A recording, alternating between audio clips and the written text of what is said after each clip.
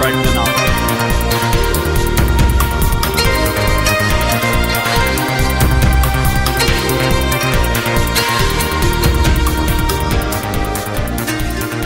Welcome to House Rule, a podcast about role-playing. You are listening to episode number 14. We got it right this time. Yeah, we are counting up in numerical sequence. This is your Capitan, Ed. I'm Ebo. That is Jeff. I'm Lee. Probably. All right, we are here to talk some role-playing talks and walk a few walks, maybe as well. Yeah, well, we don't walk role-playing because, let's be honest, that's too much work. The first thing we were going to talk about today is something that every character has, at least should have, and sometimes they wind up with none or insignificant quantity of, and that thing is a name. It's always the first thing you write down on your character sheet when you make a new character, of course. Everyone comes to the table and they're like, you know what? I already know all sorts of stuff about my character, but the first thing I knew, my name, I was going to be Blasto Fistoramus.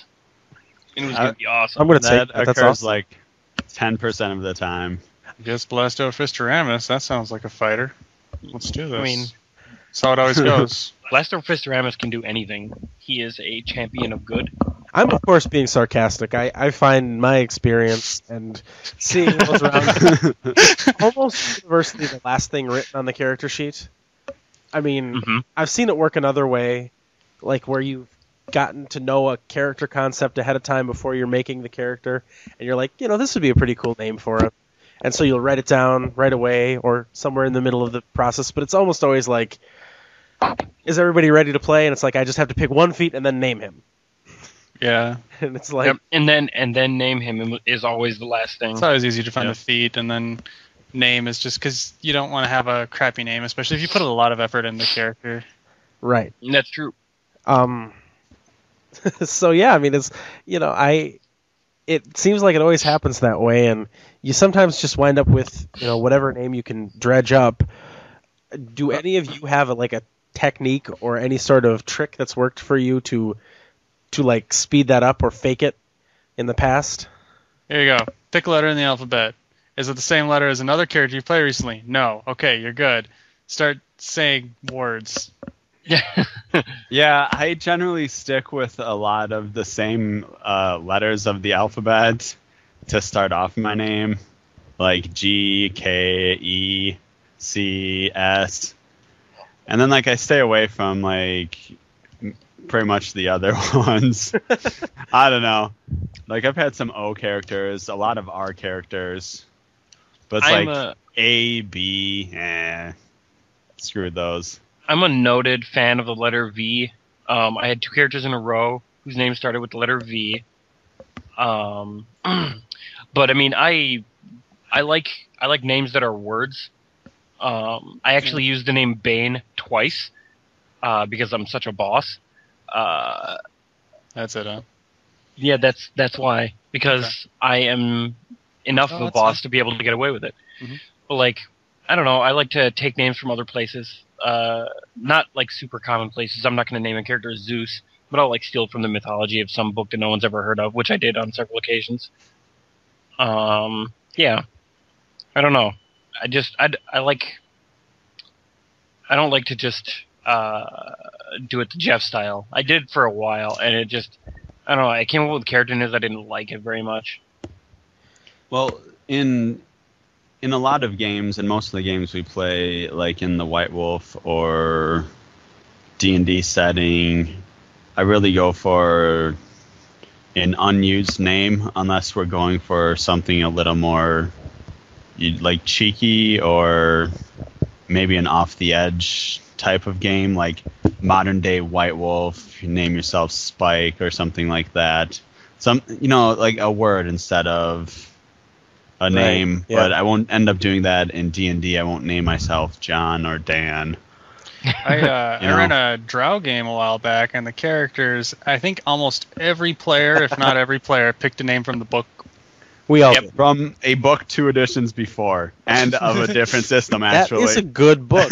Well, all we wanted from it was the list of male and female names. Yeah. You decided our last name for us, so it's just like we all picked that one.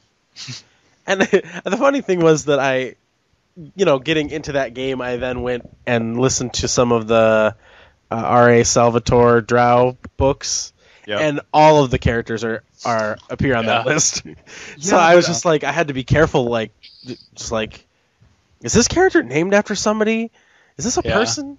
I knew none of the characters in your game were going to be literally the same, but it just felt dangerous. Yeah, I took the name I did in that game because it sounded the least like a drow name. Yeah, it was weird when I read that Zabrak. book afterwards and came across him in the actual book. I'm like, no, that's not me. There's another more sneaky method that a friend of ours from high school named Matt would do, where he would keep a running total of how many sessions he could go without naming his character. And classic. You can get quite a ways. But there'd always be that shifty moment where the one of the characters, always controlled by the GM, is like, and you are, and he'll just be like, I'm a friend. What is your name, friend? Trust me, I'm here to help you. Help me learn your name. He actually copped out because I remember that he had a character named X who was a bugman, and I'm like, that guy's a prick. Yeah. I always thought he was a prick for that. No, but no one likes to have bad character names, and yeah. So I've had a couple of really bad ones, and I think the problem that I have is I will just string letters and words together, sort of in the what we'll call the Jeff school of character naming. Yeah, that's you now, Jeff. He's the one who described it, and I don't always say them out loud. Always say it out loud, even if you think you're sounding it out in your head. Say it the way it reads, or else I have someone else read it. While I later refined the pronunciation so that I wasn't so humiliated to say it, I once had a character who I think was named Galo, and it was spelled in a way that doesn't look like J-Lo except gay. It turned out like my name is Galo. Oh no! What have I done? No. No, I've had some weird naming debacles where I had a character name and I thought it was really awesome, and I was really happy about it. And then it turns out that I took his first name from the last name of a character that Ed played for one session in a different game. That was cool. What? I don't. Yeah, I don't remember. I was in. I think it was in Voidwalkers. Get things stuck in your head. You don't realize that the name's from something. Yeah. I did that with the wizard ones. When I first started out role playing, I would take names from video games and just switch letters around. I didn't know. First of all, I didn't know that the people in Chrono Trigger were named after biblical figures, and like Melchior and Balthazar, and so I just named myself Melchior from Chrono Trigger is one of the old dudes. I'm like, I'll just switch the O and the I around. Melchior. Yeah, and I was like, yeah, that sounds awesome. And it's my first big game character. I think I just stole the name from Street Fighter 2. It was like a Kitsune, and I just named him Killick. I was a truly ignorant kid. I would run this one game, and the thing is, I wanted to have I think it was cities, but I wanted to have a city every 15 miles or something like that. And so I just started coming up with names, and I just looked at a globe, and I just started basing names off of that. And our friend Sean started looking. He's like, everything ends in Stan. What is this, the Middle East? And I'm like, well, I thought it sounded cool, I guess, but I didn't really understand what that meant. Yeah, Sean has a way of picking names that I can only imagine is of the Jeff school, or maybe he's schizophrenic. But I know that Sean used to use the anagram method pretty intensely. That is true. Anagrams, you can do anagrams if you're clever. Like that's how we learned that his brother's name, the letters taken apart, can also be reconstructed into the phrase "tavern geeks." Yeah, they sure can. Because we were like, "What is this an anagram of?" And then we came up with "tavern geeks," which does sound sort of like something that you'd have in a D&D game. Yeah. But we've used that name for a couple things. Yeah, it's a good name. NPC names, I think, are more difficult than player character names. Mainly because I have a bit to say about NPC names. I mean, you can come up with a lot of really good and gripping ones before the game begins, like when you're working on it. But there's always going to be a situation where someone comes up, you're uncomfortable with them being an unnamed NPC, and so you name them on the spot, and then you're stuck with that forever. Yeah, I named an elf swordmaster Ernest. Ernest. That was one of the biggest cop-outs, yeah. Did he go to camp? No, he taught Jeff how to use a sword. Well, good for him. And then I recently named 160 NPCs, 150-ish NPCs, and that was an experience. I actually copped out really hard, and like the place that I work has a very big list of names, like contacts and stuff. So I just went through there. I mean, the list is truly enormous. And I went through there, and since all the characters have one name, I just started picking the last names that sounded the least like names, and it worked out pretty well. I have a big list of names that I stole from people, shamelessly. I think one of my favorite things to do one of my favorite things to have happen is when the GM will ask the players, just name some names, and I'll pick one. Ooh. I think Brendan I don't remember does who did. I think Rory did that too, also. Yep. Rory and Brendan both do that. And I'm like, yeah, okay, if you want it. Yeah, names. Yeah, NPC names are like so important for immersion, but after a while, it's just his name. I mean, sometimes there's a limit when there's like 12 people, and the player wants their names and addresses and phone numbers, and you're like, okay, you get that information. Yeah. Let's move on here. Let's get on to something more important, like where something is actually happening. I actually had a situation where I had a whole bunch of like names that I really liked, and I had one NPC that I really liked the name of. But a situation like where Ed described, came up, and I was like, well, shit, I need to name this unimportant NPC. What am I going to do? So I just gave him the first name that came out of my head, and it was one of the really awesome names that I had picked for a completely different NPC, and I was just screwed because this useless little asshole was stuck with this name the entire time. It made me so mad. Every time that guy comes up, I'm just pissed.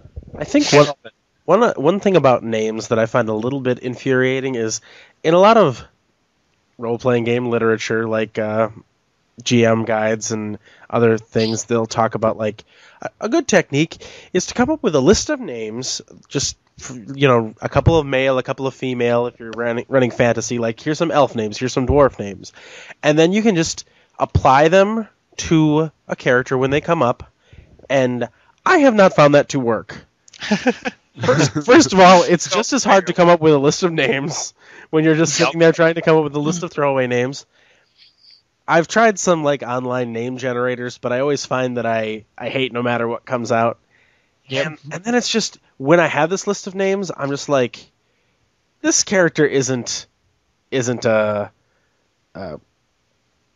Letharion. This character's more of a Clyde. I don't know.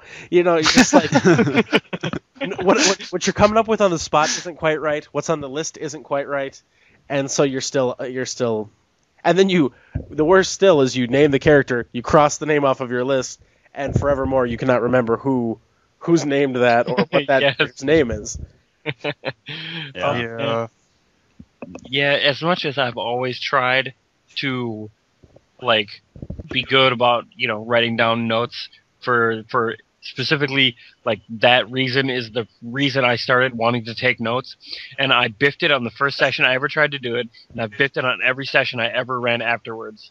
where like I would have a piece of paper or like a Word document open specifically for just writing down names that I give to people so I don't forget them later. So when the players ask me and they're like, "Oh, what's that guy's name?" I can be like, "Oh yeah, that guy had an awesome name," and I go and reference my stupid document. But that document doesn't exist because I'm a retard.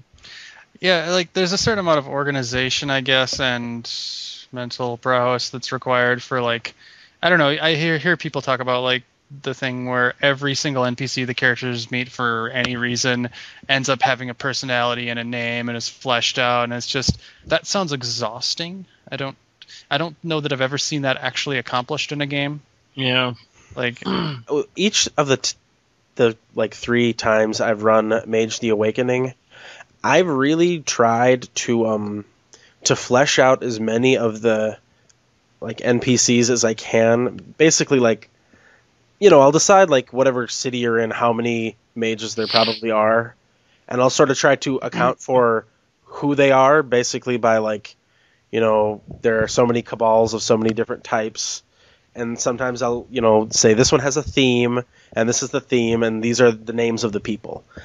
And so I would come up with all of these names, and the 2 problems that I had with that were, first of all, I felt like in almost every situation I would come up with whatever that theme is, and then I would come up with a number of, shadow names, like the mages make up their own, mage names.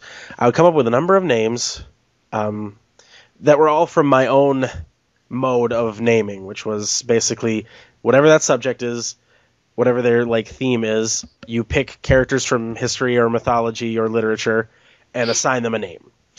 Which I find like this might sound ridiculous, but it doesn't feel real that everybody in the setting is the same exact kind of nerd that I am. yeah.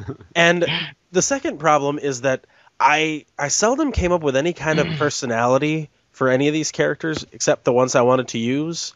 And so the list was kind of intimidating to me. It was like the characters are like, is there anyone in the Concilium who knows such and such a spell? And I'm just like, I guess this guy might. And so it basically it's the same thing where it's not I know all of these characters, it's just either the answer is yes and the answer is no, and if it's yes I have to explain how it is yes by making up a personality for one of these characters on the spot. Yeah, if there's a way to develop making up fully fleshed out NPCs on the spot, I'm in, but I don't know. That sounds extremely difficult. And I guess that's more than just a name, but a name is a big part, I guess. It's the initial name. Yeah, I think the name is, to me, it's like the biggest part of the or maybe the biggest hurdle for introducing a new NPC. Kind of, yeah. It's difficult. Like you can have default ways that they behave, but you can't really have a default name. Yeah. Like I don't know. Like I always tend to go like the players meet an NPC. First, I try to introduce them by some either like they're quirky or they're serious or whatever. And while I'm doing that, I'm trying to think of a name, and then inevitably I name them something stupid because I can't think of anything better. It ruins it when I try to make a serious NPC and he's named something like Boingo. Boingo. Yeah, I think he's so cool. Boingo, the rugged dwarf fighter. It does sometimes work out, but I would say as a rule, impromptu character naming is, as Lee put it, inevitably stupid. Yep. It's never going to work out. Yeah. Not as well as you want it to work out. Shilly Shally. Oh, God. Oh, hey, Shilly Shally. I'm naming my next character that. Shilly Shally. We will make fun of your character names. That is what will happen.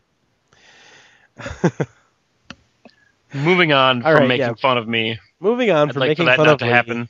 And from poop sounds like a made-up name. Sorry. It always sounds like you say poop. It sounds like pool poop. Who pooped in that pool? Okay. Let do a pool loop. I think that's about enough on character names. I think we are all abashed, and we'll reflect. You should be more embarrassed than me. Should do a topic that's less self-deprecating sometime. I don't think that we have many of those. Next on the agenda. We're talking about our role-playing experience. Next All on the of them are agenda, we have self-deprecating. a little subject. This is more of a GM side subject. Natural which is- GM Enhancement. Right, Natural GM Enhancement. This is information control is something we were going to talk about. Basically, how do big you topic. how do you control what your player characters know versus what they're supposed to know, and a lot of branching off from there, a lot of different subtopics. Yeah. But yeah, the basic idea is how do you like to tell them things, and how do you like to keep them in the dark about other things? Well, personally, when I make a character or introduce a character, I like to immediately think of, and this is again part of my not planning thing, so this is an area where disasters happen for me.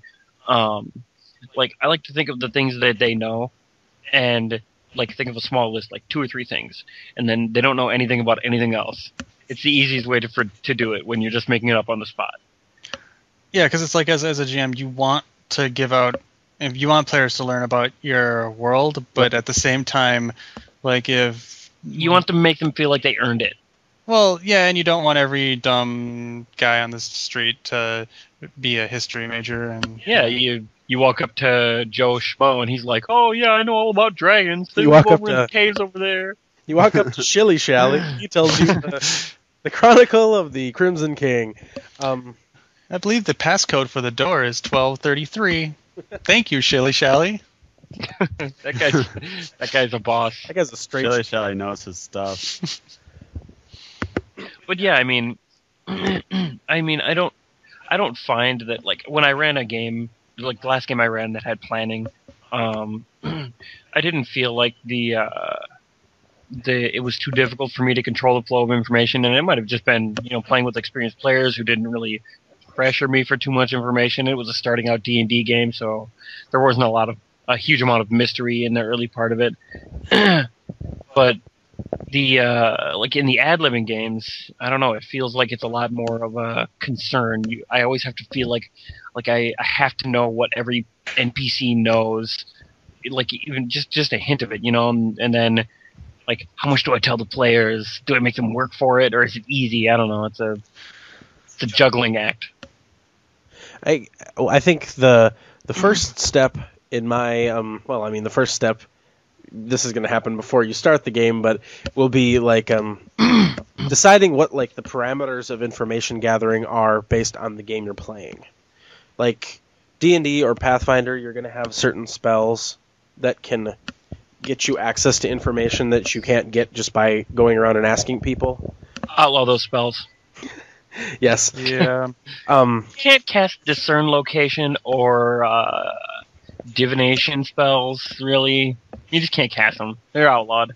There's one, I guess this is mostly a problem in Awakening, but one thing I've started doing is just being much more stylistic about information gathering type spells. Right. Because a lot of them in basically any system I've seen them in, if you run them by the book, it ends up being a boring solution to, oh, I've solved the quest. We're Yeah, done. We Right. didn't even leave our house. Yeah. Did Yeah. all the magic here, and then we won the day. That's There the was- same with encyclopedic knowledge too. Yeah. There was You know, a span meaning of time where in D&D games, I couldn't help myself. I was like an information addict. I always played that sort of character to the hilt, where I was like, "Don't worry, you guys. I have scrying, greater scrying. I have some sort Legend of lore. consult planar that- ally or whatever." That was on a cusp, though. Like, we had never played characters that could get to that level or been able to use those sorts of, like, Right. affect the game type abilities. I remember, And, like, that was so cool when it first started happening. I remember in 3.0, And then later, in 3.0, that character sheet had a scrying skill on it, and it was Yep. always like, well, I'm a wizard. I guess I should take the scrying skill. And we were like, why? You're not going to get to level 7 wizard. You're not going to exist anymore. So, and by 3.5, they had done away with that skill, and then we started, getting Rockstar high-level characters with major spells, and yeah, it's. I mean, that's my first step, is like decide what kind of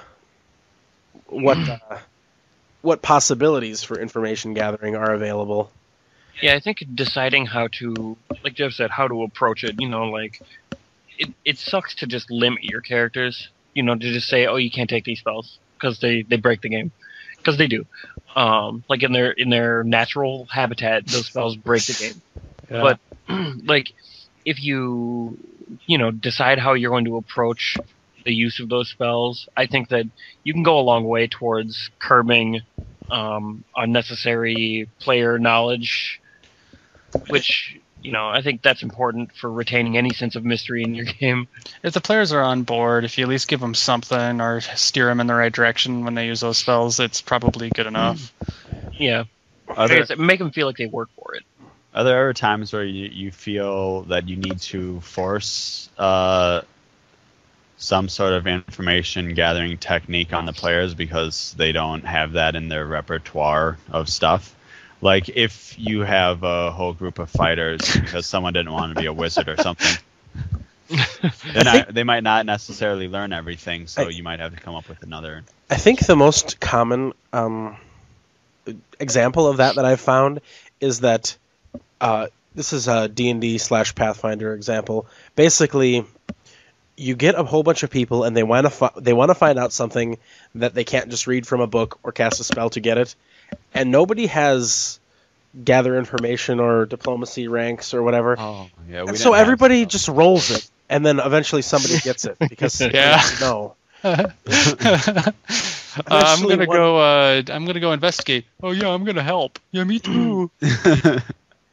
Well, that's like that's our solution of figuring out the problem of not having any rituals. 5 guys walking to a bar. 4 of us giving you a +2. Okay. Okay, roll an 18. That's pretty much how it goes, in a depressingly large amount of games. Like, we're going to gather information. You don't succeed. Okay, 1d4 hours later, we're going to try again. Okay, you don't succeed. Okay, 1d4 hours. Oh, yeah, 1 hour. Okay, let's try again in 1 hour. Oh, you succeeded. We sort of cop out on the information gathering in those. Get drunk when we do stuff like that because it'd be a lot more funny at the time. But yeah, instead it's just a sad story from our past. I don't even really know what to do at times like that. It's like the GM's just going to put a quest giver in somewhere and the 4 fighters are going to go on their merry way. I mean, D&D is a big offender because constantly they come up with like new books and everyone wants to play a class from the new book and there's not always a dedicated information gatherer sort of. So it's, I think it'll happen. I think part of the offense in a game like that is that they make information gathering in that way a skill check at all. Mm-hmm. It's one of those things. Like, I feel a lot. I've read a decent amount of role-playing games, newer ones, that the thinking tends to be leaning toward, if you're running this game and the player characters need to know this information, you shouldn't make them roll to get it. You should just give it to them. Yeah. Yeah. It should be accessible one way or another. If you have a party full of fighters and no one can gather information, it's the GM's job to make that information accessible in a different way. It's your own fault if you make them make a roll that they might not make, and they can't go on the quest because they couldn't find the quest giver in the town. Exactly. Yeah, if they want to do extraneous stuff, I don't mind. Like, it's always seemed cooler to me when the GM, instead of like, they could have you make a roll, make a diplomacy check and gather information, and that gets it over with quickly, especially when someone's sucking down a lot of group time. Joe, for example. But I always thought it was cooler when, anytime it involves more than one person, especially if the GM, is like, well, where are you going to look? Oh, you find a person. Oh, then you can make a diplomacy check. I've always thought that was a lot cooler because, it lets the players interact with somebody to get the information. It makes them feel like they're earning it. Yeah, you let them go through the cave guarded by the dragon. If they want to find another way around, then they got to work. Yeah. Right. And I like that. I think that, I think you can cut a lot of the use of the diplomacy skill for a sort of menial task out by clever GMing tricks in general. Yeah, I guess. But, I guess there's more to this subject than just, like, figuring out the next thing that your characters have to do.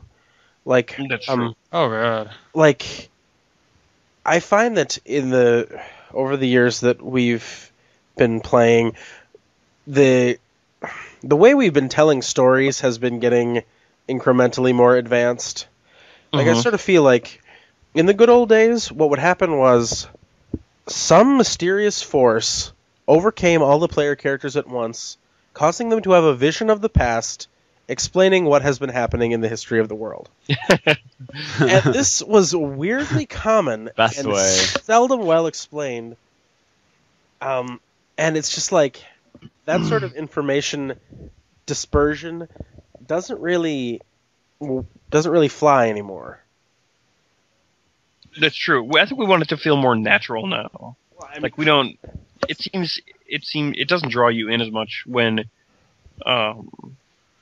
it's like instantaneous. You know, when there's no investiture. It depends on the kind of game. It's also difficult to hold any sort of mystery to the game if That's true. everything is sort of up front the first 15 minutes of the game, and your quest to save the world begins. Pat on the back, kick you out the door. Point one, let's go. But Yeah. I guess I don't know. that's just one of those things like, it's your characters have to have some sort of goal in mind, I guess. And ideally, your characters will have personal goals that will somehow intertwine with the larger objective that the group wants to attain. But I find it consistently challenging to like lay out information about what else is going on in the world to help them make those decisions about what they want to do. Yeah. Because it's either you ask them, like, what does your character want to do, and you make a game about it, or you tell them what the game is about, and then they make characters for that.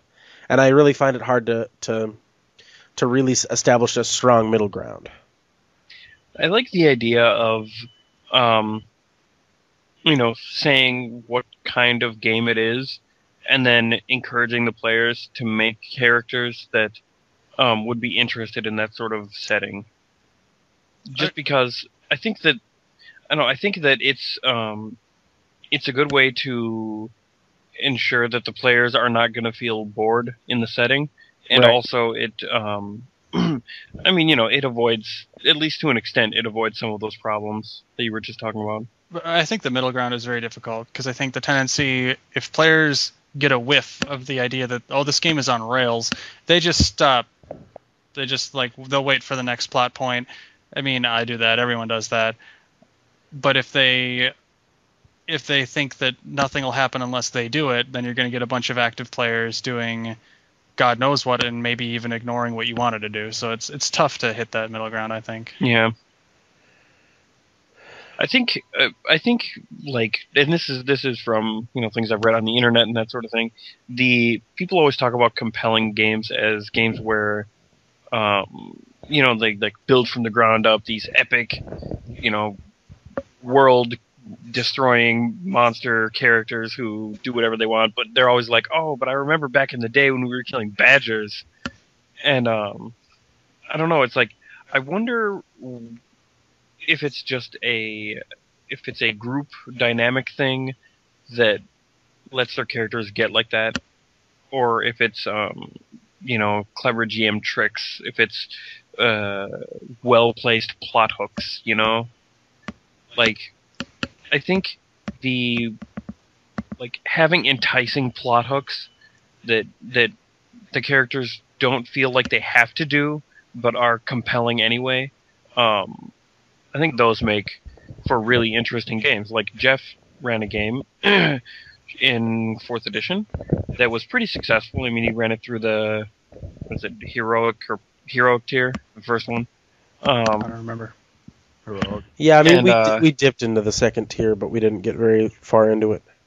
And there was a lot of other stuff to do in that game, and we just ended up doing the story stuff because it was really interesting. Like, we didn't have to do it. We could have done all sorts of other things. I disagree. We did a lot of things that weren't like super. I think part of it was that we didn't get such a far-reaching goal in that game. Our goal was, let's travel to this distant city.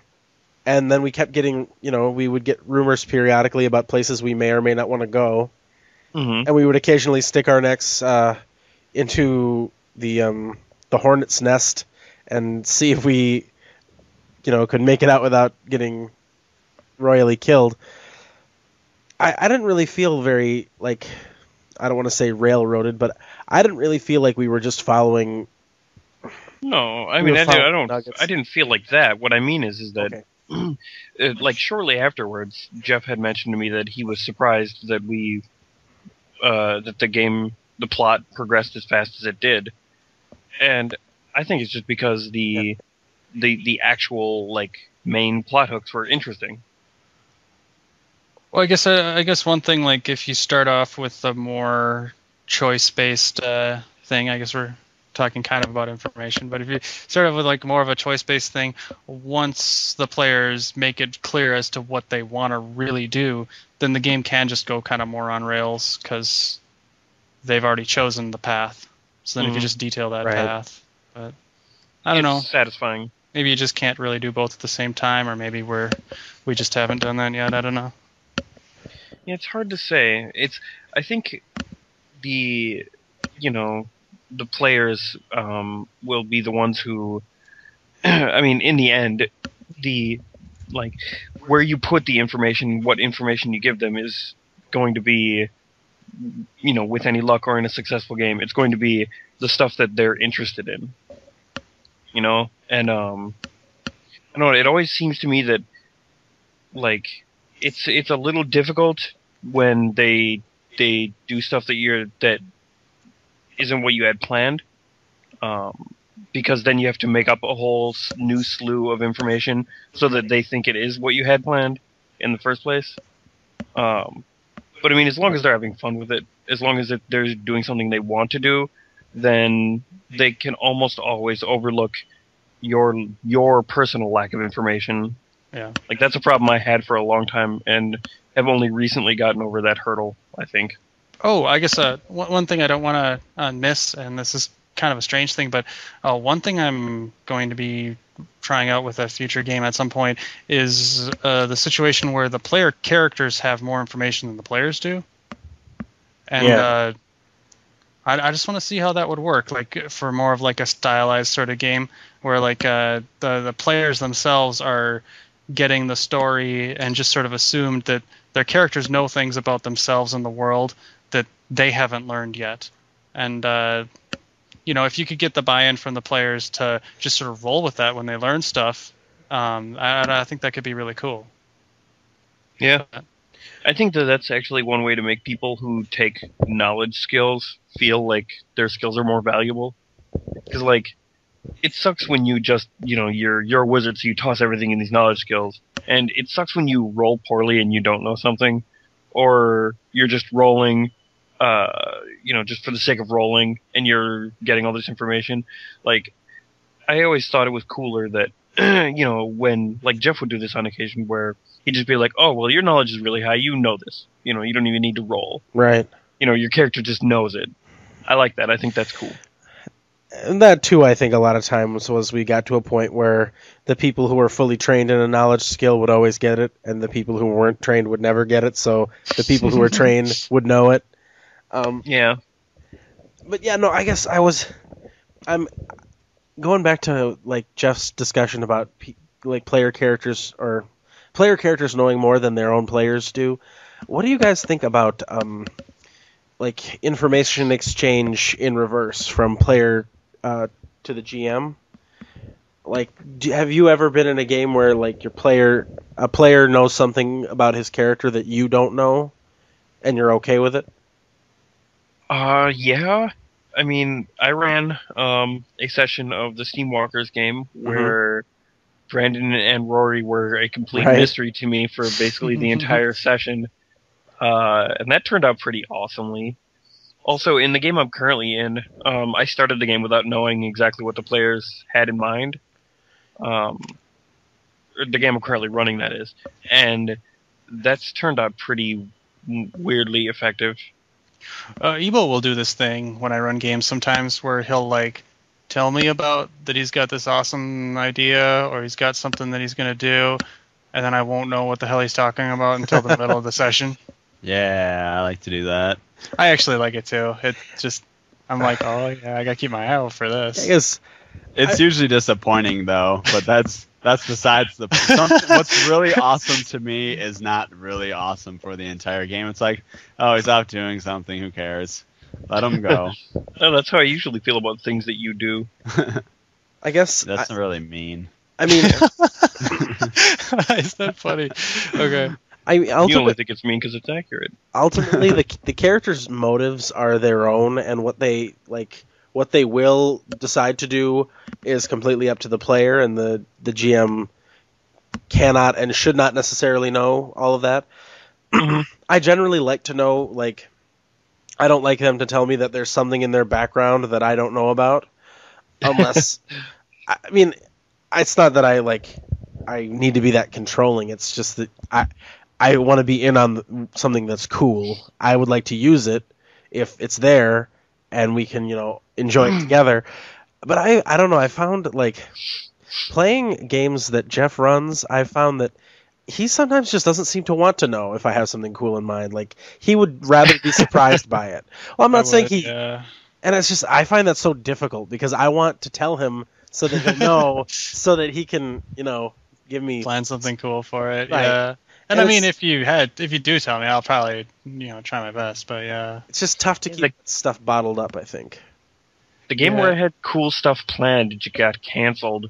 That made me really sad. Oh, another thing about information, like, one of my favorite cop-outs is that I'll just like have an NPC that's just cantankerous when they start asking him for more information. And like, I don't want to decide what he knows. He doesn't like you. He's not going to tell you anyway.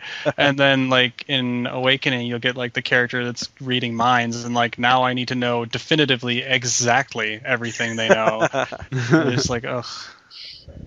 But they're asking for it. So. There's a really easy way to deal with that. And that is to kill every NPC whenever the players start reading their minds. He doesn't know. I'm going to start reading his mind. I'm going to start reading his mind now. Okay, he gets shot by a sniper. What was he doing last night? You know what he was doing last night. I mean, at some point you're just like, it's like you don't want to outright tell them it's not important, but at the same time, I just run out of the ability to come up with detailed, interesting, compelling stuff on the spot. I'm just, yeah. It's always the on-the-spot stuff. Like if you could give that red herring where you come up with like this awesome thing that they were doing the last night, and then they start investigating like this completely unimportant thing. Like you could turn it into something really cool. And I hear from the cool kids that that's what the good GMs do, but that's really difficult. Yeah, it would be really cool to be really good. Yeah. I'd like that. Speaking of which, how do you oh god, I don't even remember what I was going to ask. Completely lost it. Never mind. Just ignore me. So Groovy. What about keeping information from the other players that the player and the GM know together? Like Sean would do this thing where you would know he would know stuff about your character that you would also know, whether he told you about it, which was cool, or you told him about it, which was also cool. But the other characters wouldn't know about it. Why did we stop doing that? Like, I don't know. Even before we moved away, we just like, maybe we just got jaded or something, because we stopped doing the go to the other room, pass notes, all that stuff. Like, that's pretty fun.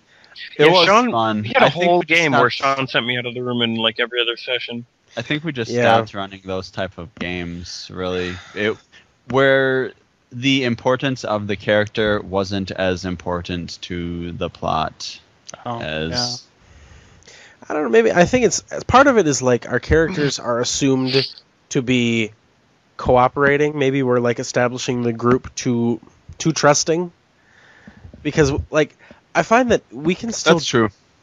We can still do that, and in Sean's most recent game, we still had a measure of that, but it was mostly the stuff each character started with. We got to kind of have to ourselves until the plot wrung it out of us, or until we told.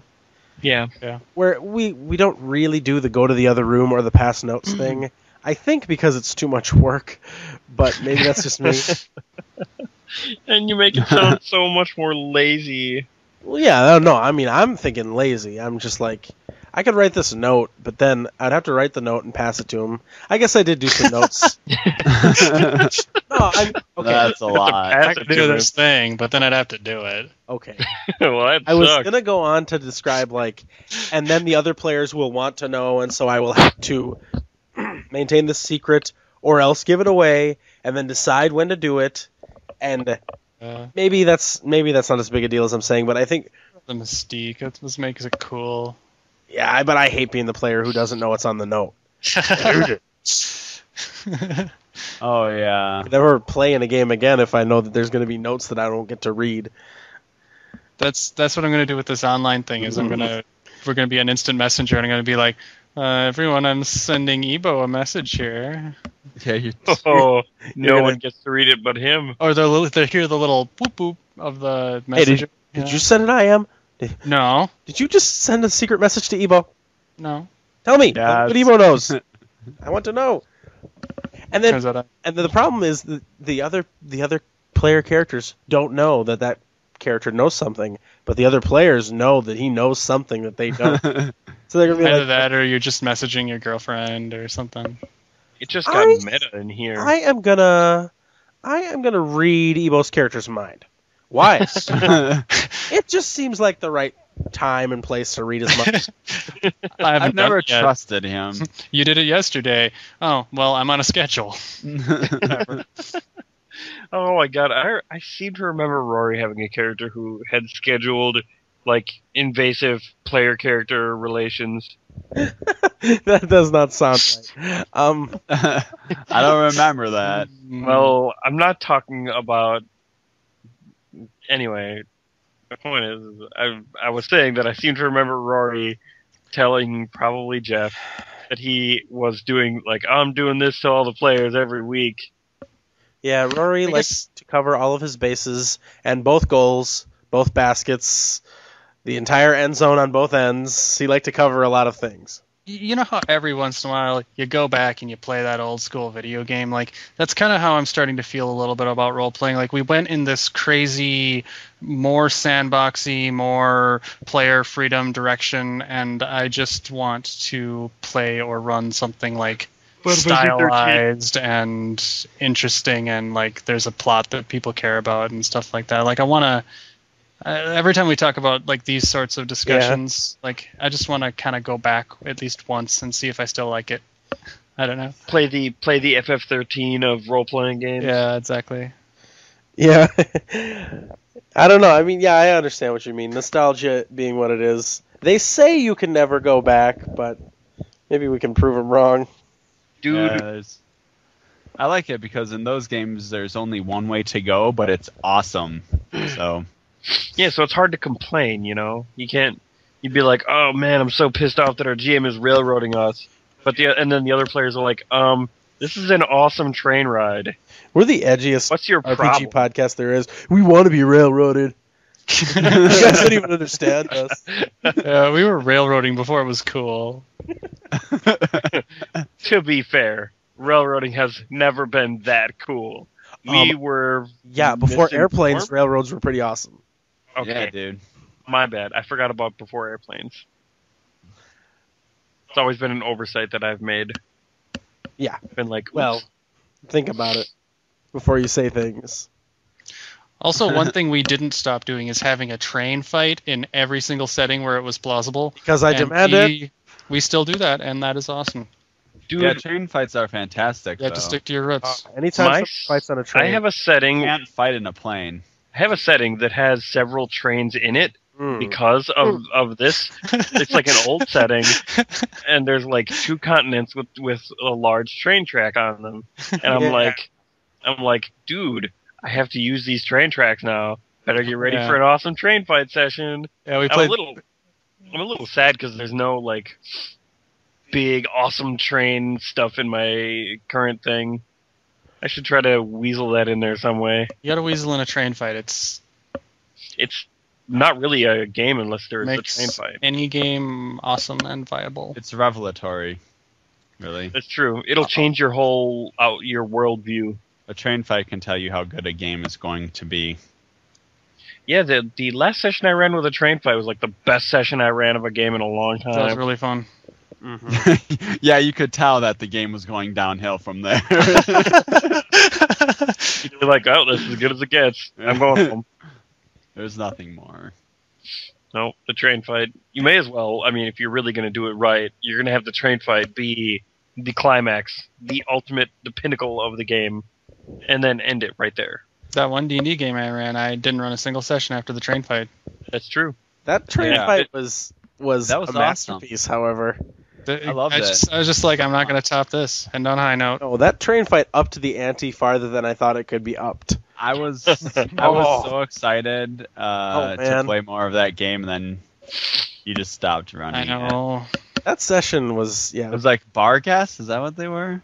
Something like that. There's dragon-based stuff, fighting dragons on trains, and dragons by trains, and stopping trains with your body, and just... Oh, you're talking about that. I thought you were talking about another game that you, I think, ended train fighting with. No, no way. There was where you had bar gas farms or something like that. We fought on a train in that.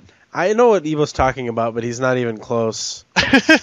He's not even close. I remember Behemoth Farms and all that Yes, shit. that was a loosely Final Fantasy-ish based games, and there was like Behemoth Ranchers, and they were transporting Behemoth them on Ranchers. trains. That's what it was. We don't need to talk about that.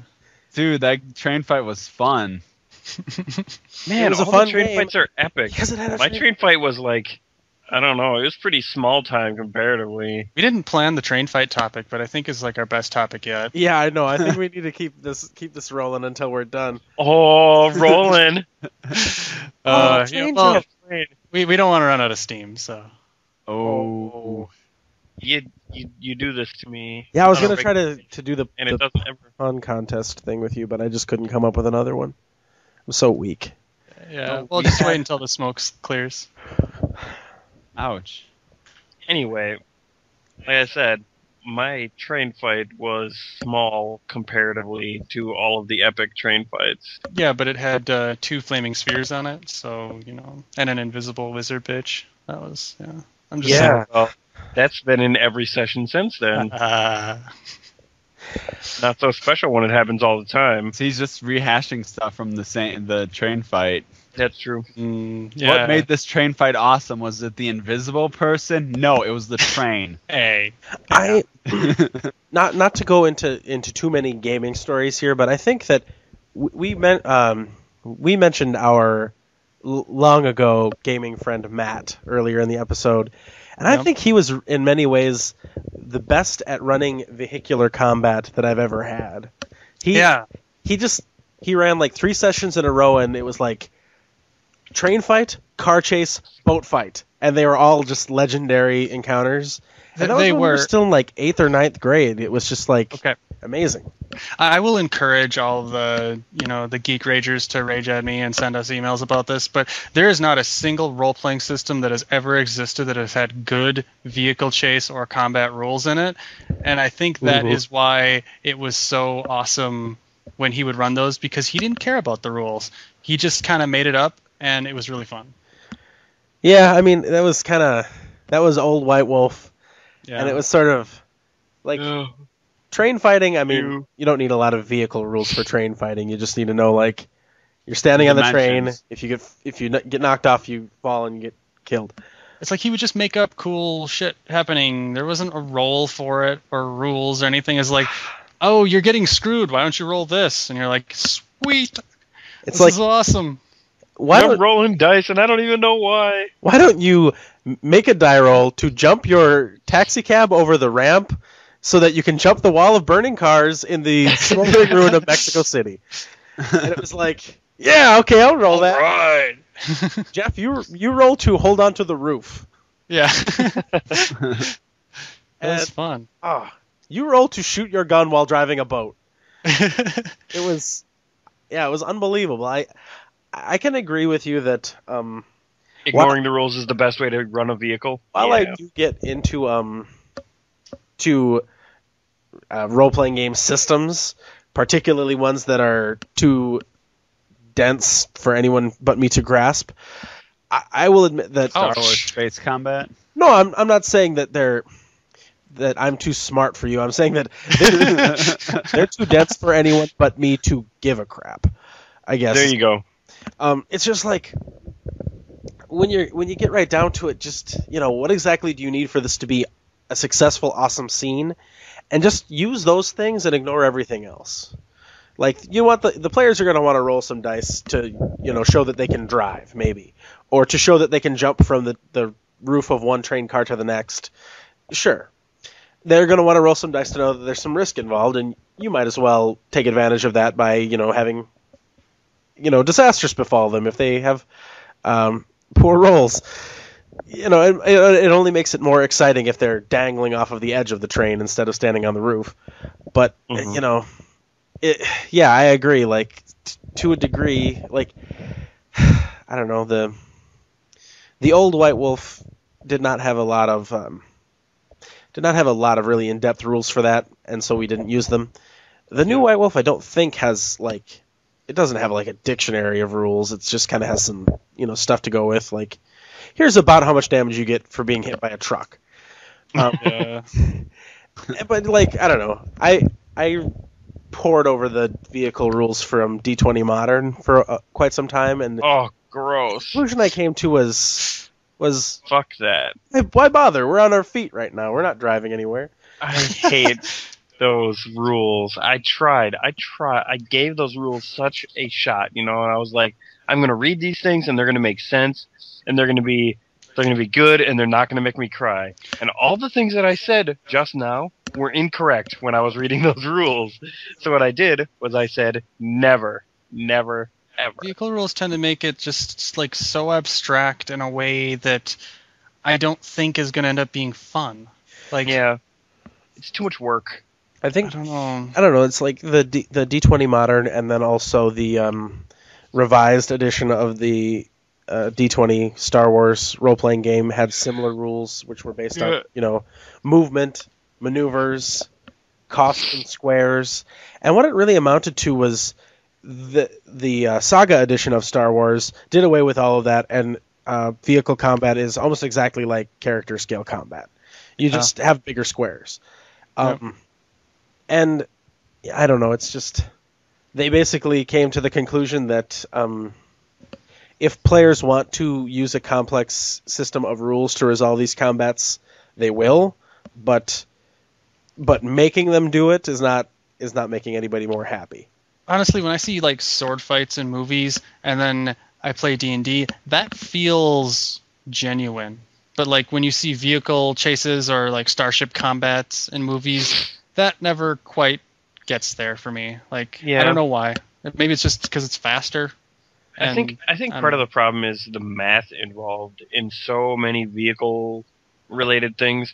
It takes you out of the game and puts you in the math mindset, where hey, you're just remember looking what at numbers direction and you were stuff. going and how fast you went last turn and the turn before that.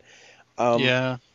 Yeah, we're gonna apply some steep penalties for you, and then the other driver's gonna have to worry about this stuff too. And the player's just thinking, "Oh, I'm still driving. I guess forgot." The consequences are big too. In D&D, you can get hit by a sword 20 times and be just fine, whereas in a vehicle chase, you want those narrow miss sort of excitement moments. But if you do fuck those up, you crash and die.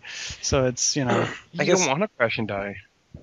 Probably. Unless you named your character something like Shilly Shally, and you think he needs to get in a car accident. Shilly Shally's not very good behind the wheel. That's all I got to say. Yeah, he knows just about everything there is to know about the setting, but put him behind the wheel of a car and he'll get hit by a train.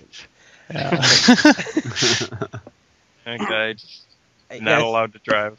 I think what it amounts to in my reckoning is you're in character scale play in a game like, say, D&D or Pathfinder, you are accepting a lot of abstraction to make that work.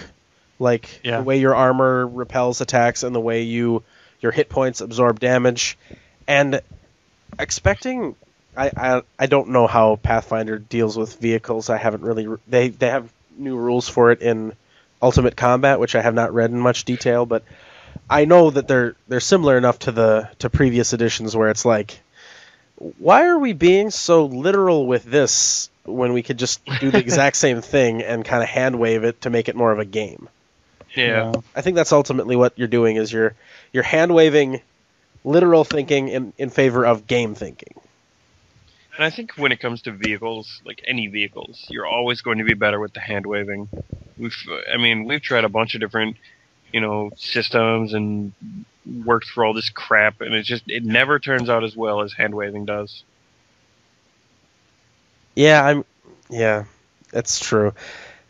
You might want to have something like grand planned out where there's, manifold vehicle chasing and you want to know what everyone's doing, but the players don't really need to know about any of that. They just need to know, like, who's on their tail now, who can they see in the distance, Yeah. what obstacles are in their way, where are they trying to go. Yeah. I agree. In general, there has not been a good system for cars. Well, I guess I wouldn't say there hasn't been a good one. There just hasn't been a particularly ambitious or fun. There hasn't been a fun system for cars. There hasn't been a more fun system for cars. Yeah, I'm just saying bold things for the sake of kind of being an ass, I guess. But I'm not a connoisseur of role-playing systems, so I really wouldn't know if there actually is something out there. And to be frank, I would welcome any sort of corrections that any listeners might have to offer if they know that we should look into. Because I'd run a one shot that was filled with car chases and boat chases. If anything, I would love just taking the concept of the rule and just bringing it into a different game, even if I didn't like the game. Right. I'm not exactly a connoisseur, but I am definitely a student of the role-playing sciences, and I would be interested in reading any system that has something particularly compelling to offer to that. Certainly. I don't think we got an email from last one, so we could up the ante and say that if someone emails us a game with cool chase and driving rules, that we will game one it. We definitely will. All right. Play that. Yeah, send us an email. Come on, guys. Yeah. No doubt. We'll do this against maybe even our better judgment. Yeah. And we will make a Bruce Willis movie out of whatever system you send us. Even if we look at the game and we're like, nah, we'll still play it. And each of our characters will be Bruce Willis from Die Hard. All of Bruce Willis's characters are Bruce Willis from Die Hard. What's your name? Jersey McLean? Oh, man. Jersey McLean. You're such a kidder. It's going to be my character. What's happening? All right. That was an awesome surprise tangent about train fights into vehicle combat. But yeah, I think that we are about concluded for this episode. Seriously, though, send us an email. It doesn't have to be about a game with train fights and car chases, but that would be best. Oh, yeah. A thing I wanted to mention is that we, not every weekend, but it's been pretty consistent. We'll be live streaming summer games. Either Lee or Jeff has been running them. Usually on Saturday, late night. Sometimes maybe Fridays. Yeah. When this one comes out, maybe there will be one that next Saturday. But you can always check our website to see. One of them's White Wolf, that's Lee's game, and then another one's Drow for D&D shenanigans. Yeah, by the time you're hearing this episode, the last one will probably have been yesterday. So, yeah, that is complicated. Yeah, but we have them on our website. We talked about them on our blog, and also the archives are available for people who missed it and want to catch up. Yep. So if you're tired of listening to other podcasts where all you hear is, "Oh, we do actual play," and all you can hear are their voices, now you can see our gorgeous faces. Also, it's like a real play podcast, except it's video. Yeah. Yeah. Yeah. How's that for an advertisement, right? All right. Hey, we're pretty. Think about it. Some of us. Mostly me. We should digitally enhance ourselves a little bit to keep up our end of the bargain. It's true. I need bigger bosoms. I need glistening pectoral muscles. Exactly. Yep. That sounds right. All right. Well, yeah, definitely send us an email if there is any topic that you want us to cover. We are not too proud. And Ed, we're just gonna Photoshop in a giant beard. Look at my beard. His glistening It's beard. so pretty. Put Jerry curls on my beard. Yeah, that's Yeah, that's what Ed thinks. And what we're gonna do is we're gonna put that beard cage on his head. beard cage. Oh, All right. God. All right, gang. I'm gonna to cut this off before it gets any more awesome Yeah. that you might not be able to handle it. So, email us. Go on our forums if you want to drop us a line. Say hey. Mhm. Watch the live streams, whatever you can, and we will catch you next time. Bye.